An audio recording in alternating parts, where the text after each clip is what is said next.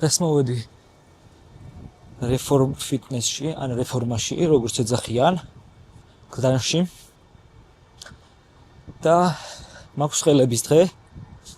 დანარჩენს უკვე შიგნით ნახავთ. კაი, მოკლედ. როგორც ვთქვი, დღეს მაქვს ხელის დღე. უნდა დავიწყოთ ბიცეპსით, გავაგრძელოთ მერე ტრიცეპსით და ცოტა დელტები წავახმართ. მოდი დავიწყოთ მაშინ. ეცია.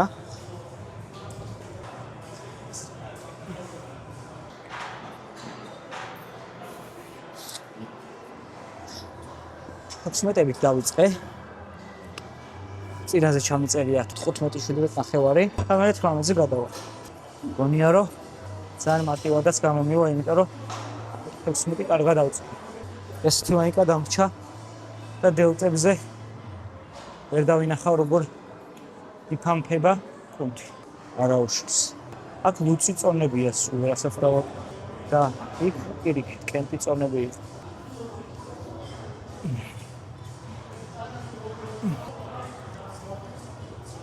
აი 16 კილო მივაძაღლეთ.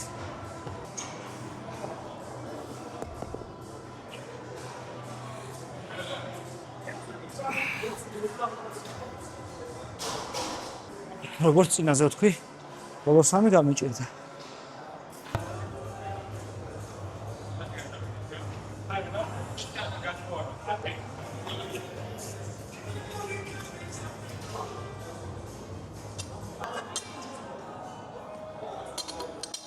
მოკლედ. ამ ვარჯიშზე ძალიან ბევრი ბოდიბილდერი ამბობს, რომ ხელში ძალას ძალიან გიმატებს. და დავიწყე სულ რამდენიმე ეხლა რა 3 კვირის წინ ვარჯიშში განვაახლე მაშინ. და სხვათა შორის მოაქვს ძალიან ფამფი.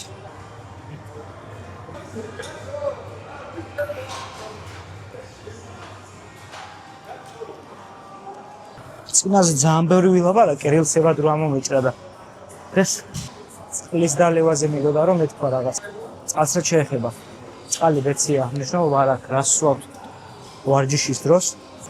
რაღაც დალევა არის აუცილებელი, მაგრამ ორი უკიდურესობა აქვს მაგას. ერთი არასაკმარისი დალევა, მეორე ზედმეტი.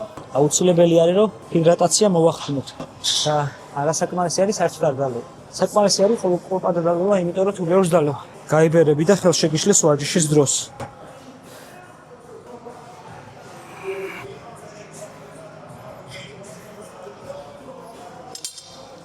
ამიტომ ეცადეთ რომ ვარჯიშის დროს ყურყურპა წყალი ყოველთვის დავლიოთ. ორგანიზმი ეხმარება რომ არ დეჰიდრიდეს. ეს დამატება მინდა, მაგრამ პატარები არ არის.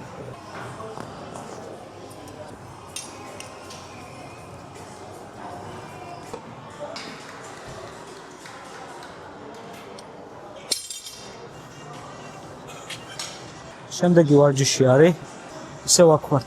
ამ ვარჯიშს მაგრად ვერ ვიტან, მაგრამ იმდენად კარგი ვარჯიშია, რომ ესე უნდა გაწვეთ და ამოწყეთ ბიცეპს. ვარჯიშების ხელს ორი მახსოვდება, ამიტომ აზრი არ აქვს აღდისეთ ხოლმე რა. რა არის ახლა მნიშვნელოვანი ამ ვარჯიში? ბიცეპსის ზედა ნაწილს უფრო ჭიმავს, უფრო დიდი ჩანს ზოგადად ამ ვარჯიშის მერე. მეგონა რომ 10 კილო საკმარისი იყო, მაგრამ რადგანაც საკმარისი არ იყო, გავაკეთეთ 15 გამეორება. ფაქტია რომ 1 კვირის წინ 10 კილო გავაკეთე, მეტი ვერ გავუხაჩი. კუნთი ძალიან მალე წამომივიდა. ხო, იმაზე თუ როგორ შევამზადოთ კუნთები ზრდისთვის, მე კიდე ცალკე ვისაუბროთ.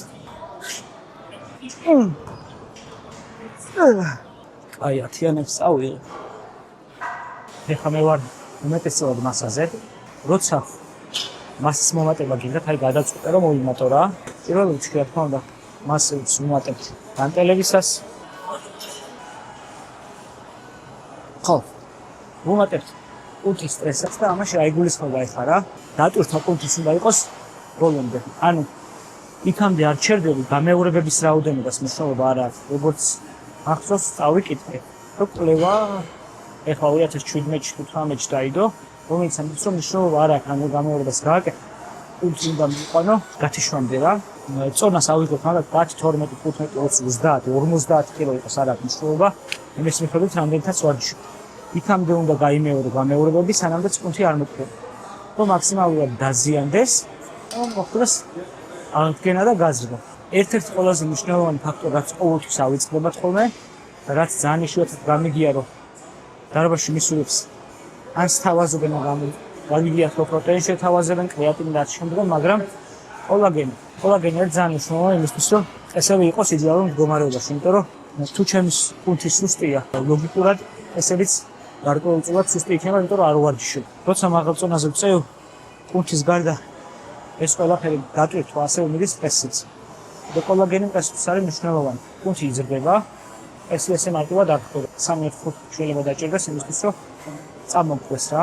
ფეხი აუწყოს ამ ყველაფერს. კუნთს შეიძლება ერთ თვის მერე შეატყოს ზრდა. აქედან გამომდინარე აუცილებლად რა თქმა უნდა ყოველთვის გაიარეთ ტრენერთან კონსულტაცია, მაგრამ კოლაგენი ყოველთვის აუცილებელია რა, ამის თქმა ძალიან მოდიდი.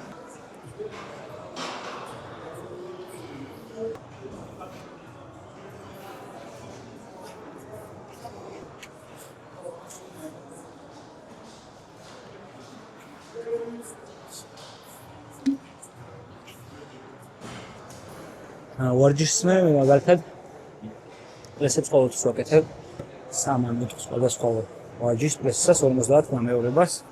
მართალია მუცლის ცხიმს არ აკრობს, მუცელს ჭიმს რა. ეს ორი მუცელი გექნება. მუცლის ცხიმს უშუალოდ აკრობს ყები. არავინ არ მოგატყუოთ რომ ვარჯიში რამას გიზებთ. შეიძლება ვარჯიშმა მეტაბოლიზმი ცოტა აჩქაროს და შეანელოს, როგორც ჩვენ გვინდა. ცოტა რა საკაიფოთ. მუცლის ცხიმს ყების გარდა არაფერი არ გააკრობს. გამოხტებიან ახლა მეტყვიან რომ ვარჯიშიც აკრობს, მაგრამ სრული აბსურდია. პატარა კუნთებს ეგრევე ეტყობათ, საყვარელი და გულშულა კუნთები არიან, მაგრამ დაპატარავებითაც მაგით იწყება დაპატარავება. ახლა ბიცეპსი როგორ გამეზარდა, მაგრამ სახში მისვლამდე ეგრევე ერთი გამეორებას და ბიცეპსზე გადავალთ მერე.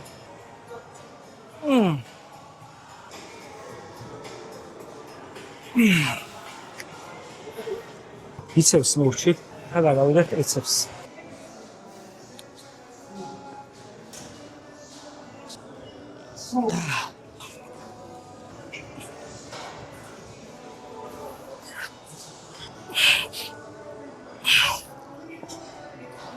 ასეთი ვარჯიშების დროს ძალიან ხშირია ხოლმე რომ ასეთ ვარჯიშებში ვიწყობ თავისუფალი წონები როცა გაქვს, ანუ ძალიან ხშირია ხოლმე რომ ინერციით ვარჯიშობ.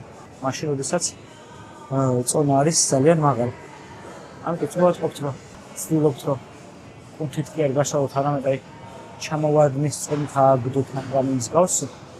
ეცადეთ ხოლმე რომ წონა გაწიოთ და სწორად გააკეთოთ ვარჯიში, ვიდრე მაღალი წონით და ეს ეგოლიფტინგი გაკეთოთ რა.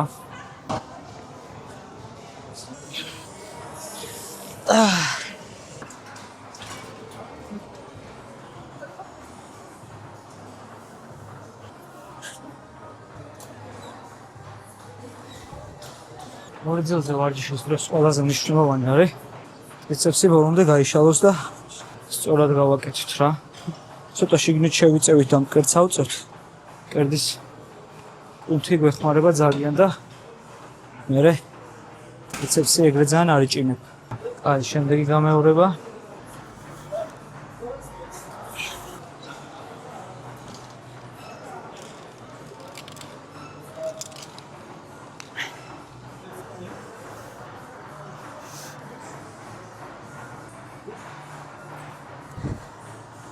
კარგი. ოძელი მორჩა. როგორც ხედავთ, ასეთი თავისუფალი წონები და ზღარში ვარჯიშები განტელებით ძალიან ბევრი მაქვს, იმიტომ რომ არა მხოლოდ კუნთს, არამედ ესებსაც ავარჯიშებს. და პლუს როგორც უფრო კარგად მოაქვს შედეგი. და უშუალოდ ის ვარჯიშები, რომლებიც მიგითითებს როგორ უნდა გააკეთო, ავტომატურად რომელსაც ვეძახით წინაზეც აღვნიშნე, კარგია კუნთის ფორმების გამოსაკუთრებით. ზრდისთვის ჯობია რომ ესეთი ვარჯიშები ვაკეთოთ. არ ვიცი ხარ რამდენად კარგად ჩანდა, მაგრამ ეს არის ტრიცეპსის ბოლო ვარჯიში, რომელიც ჩემი აზრით აუცილებელია ტრიცეპსის ვარჯიშებში.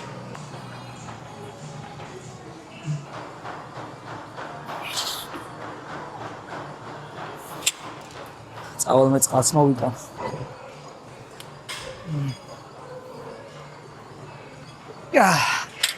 მოდი. შემორჩით.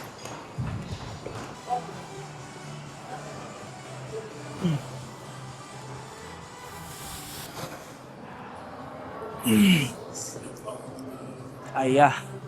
რა თქმა უნდა მოხსელა რა, ყველასთან. ნუ ალბათ ნახავთ რომ ჩემს არხზე დრონის კადრებიც დევს. და მე ის მიმართულებას დავიწყო მალე უბრალოდ დრონს ველოდებ. და ესეც მინდა რომ ნელა შევბერო. თუ მოგწონთ კონტენტი ან რას ფიქრობთ, რას დაამატებთ, რას გამოაკლებით, მითხარით და თქვენი ერთი ლაიქი და subscribe-ი ჩემთვის ძალიან ბევრს ნიშნავს, ძალიან დიდი мотивაციაა და ნელა ესე სხვადასხვა დარბაზებში ვეცდები რომ ვარჯიშები ჩავიწერო, ჩემი აზრები, რჩევები მოგცეთ. ის ინფორმაციები რაც გინდათ რომ გავაზიარო, გამიწერეთ კომენტარებში ახსნილად შემდეგზე ამ მომწურავად გაგცემთ პასუხს. ჯერჯერობით ესე დავიწყოთ.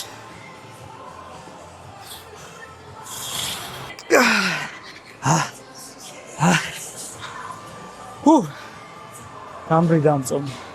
თქვენს პასუხებს, subscribers, ლაიქებს და კომენტარებს ველოდები. რაც მეტი ვიქნებით, უფრო მეტად მომხოდა ამ კონტენტს. დავიწყოთ.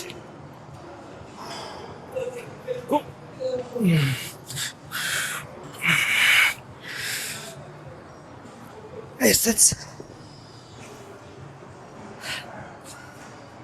ვა თენტა წინაც აჩაც ამას მაგით არ მოგწონს ესე და შუა დელტის ვარჯიშებს მოხდით და ეხლა დარჩა უკანა დელტა რომლის ვარჯიშიც ცოტა დავლა, ამიტომ კამერა ძალიან დაბლა წავიდა და იმედია კარგად გამოჩნდება ყველაფერი. ამ მომენტისთვის ესეთ სიტუაციაა რა, წინა წელს აპრილიდან აგვისტომდე ვიმატებდი 66 კილოდან დაახლოებით 75-ნახევრიდან 83-მდე ვიმატე. მერე მინდოდა რომ შიდაცხინული გარეცხინული მაქსიმალურად დამეკლო და სამწუხაროდ თითქმის იგივე 77-ნახევრამდე ჩამოვედი. მაგრამ ცხიმის დიდი მასა წაიღო და კუნთის მაგდენი არ წაუღია. მაგიტომ აქ შედარებით შენარჩუნებული ეს კუნთის მასაც, ნუ ეს ხა კიდე მოვიმატე მე და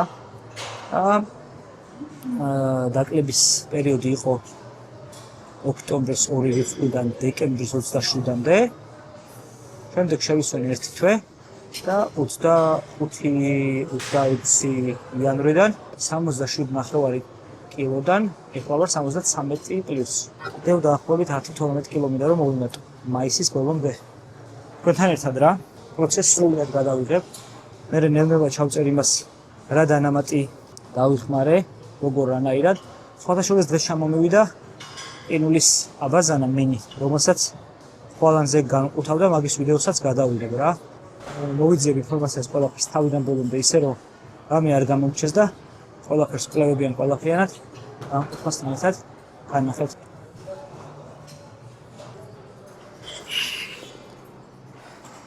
ხოდა ჯერჯერობით ეს ყველაფერი არის ტესტინგმა უძე, იმიტომ რომ არ ვიცი რომელი უფრო კარგად გამოვა.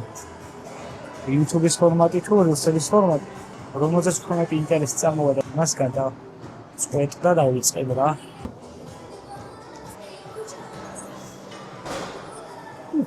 ბოლოს შევბეროთ და ეგ არის.